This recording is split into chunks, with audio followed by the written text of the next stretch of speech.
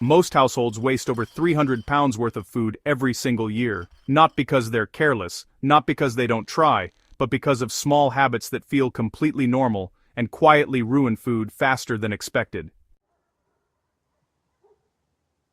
And here's the part most people never realize: food doesn't spoil that quickly on its own. It spoils because of how it's stored, handled, and forgotten. Once you see the patterns, you can stop most of it, and a few of these are probably happening in your kitchen right now. Let's start with something almost everyone does without thinking.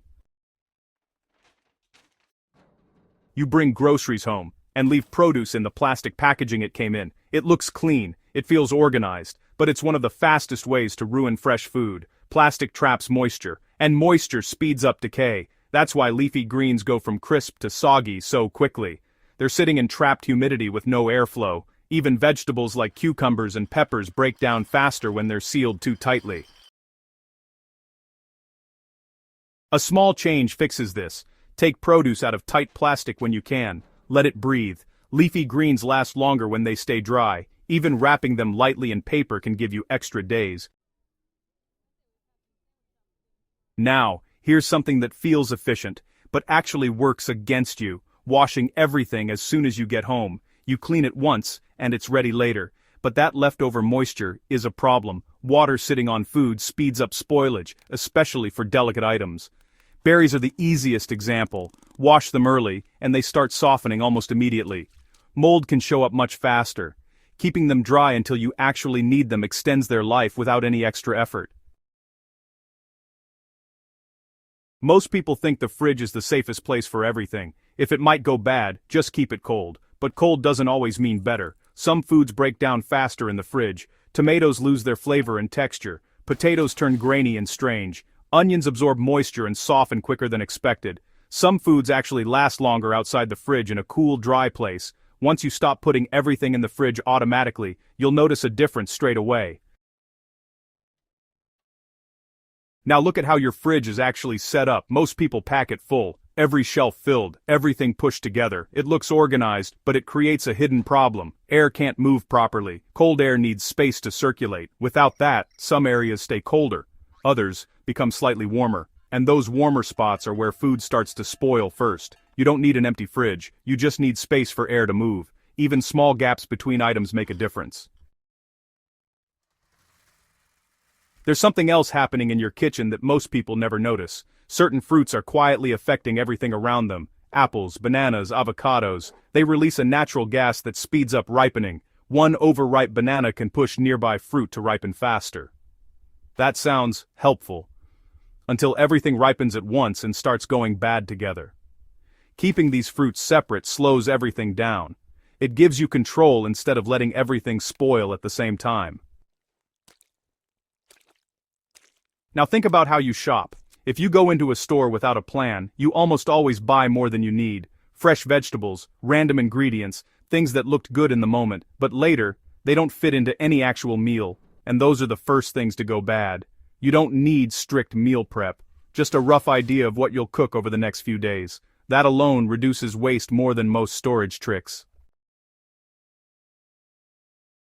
Another quiet problem is how food disappears in your own kitchen. New groceries go in front, older ones get pushed to the back, out of sight, out of mind, until you find them again too late. This happens more often than people realize. A simple habit fixes it. Move older items forward, keep newer ones behind. It takes seconds, but saves a lot over time.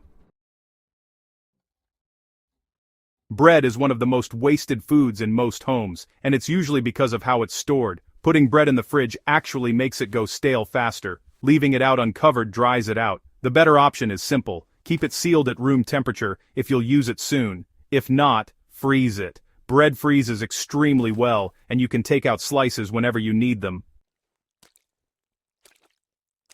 Now here's something that tricks almost everyone. Those dates printed on food packaging. They look strict, like a deadline you shouldn't cross, but many of them are about quality, not safety. Food doesn't suddenly become bad the moment that date passes. Your senses are more reliable. Look at it. Smell it. Check the texture. These tell you far more than a printed label. Once you stop relying only on dates, you waste less without taking risks.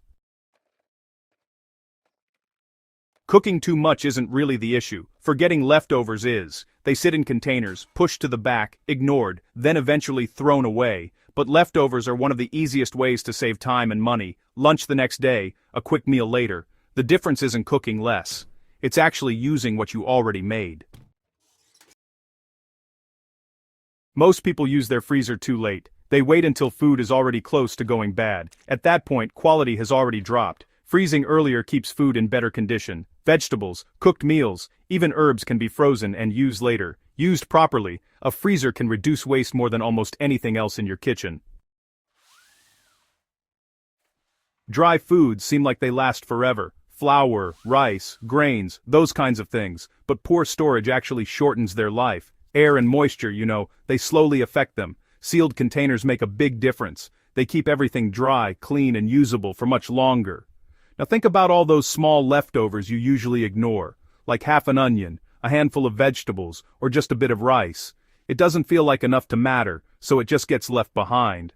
But honestly, those small amounts add up quickly. Combine them, and you have a full meal. Ignore them, and they just become waste. Here's one most people never notice: opening food and not sealing it properly. A bag gets opened, then loosely closed. Air gets in, moisture changes, and, well, food starts degrading immediately. Sealing food properly really slows everything down. It's simple, but incredibly effective. Another habit that quietly causes waste is buying too much just in case. Extra fruit, extra vegetables, backup items you don't actually need. It feels safe, but it often leads to waste. Buying what you'll realistically use over the next few days just works better. You can always go back for more. Visibility matters more than people think. If you can't see something, you just won't use it. Food hidden behind other items is the most likely to go bad. Keeping things visible makes them way more likely to be used. Food also behaves differently depending on the season. In warmer weather, things spoil faster, so buying slightly less, more often, works better. In colder months, food naturally lasts longer. Small adjustments like this really make a noticeable difference over time. Some of the most effective food habits aren't new at all, they're actually old. Drying herbs, keeping vegetables in cool, dark places, letting food breathe instead of sealing everything tightly. These methods worked long before modern kitchens, and they still work now. Sometimes, food goes bad because it was already close when you bought it, and you just didn't notice. Softer texture, slight marks, overripe smell. Choosing fresher items gives you more time at home. Even something as simple as leaving food exposed matters. Air dries things out or speeds up spoilage, but covering food properly slows that process immediately. Pantry items need rotation too.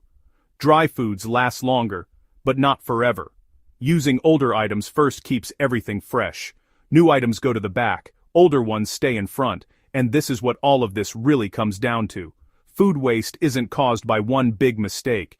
It's small habits repeated over time. A bit of moisture here, a forgotten item there, a storage choice that seems harmless. Individually, they don't feel important. Together, they cost you money every single week. Food doesn't need to go to waste as often as it does. You don't need to be perfect. You just need to notice what's happening. Store things better. Use what you already have. Make small changes that actually matter, because once you fix even a few of these habits, you'll see the difference almost immediately. Less waste, more value, and a kitchen that actually works with you, instead of against you.